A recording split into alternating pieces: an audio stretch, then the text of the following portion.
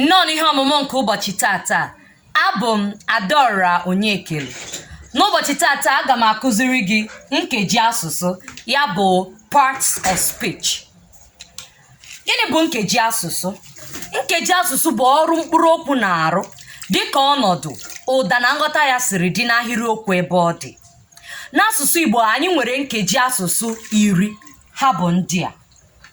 Aga m akpọpụtara gị ya ugbu a. Mkpọaha na bekee ọ bụ nominal. Nkọwaaha nominal modifier. Ngwaa verbal. Mgbakwunye affixes. Nsokwunye enclitic. Njikọ conjunction. Mbuzo preposition. Njaike emphasizer.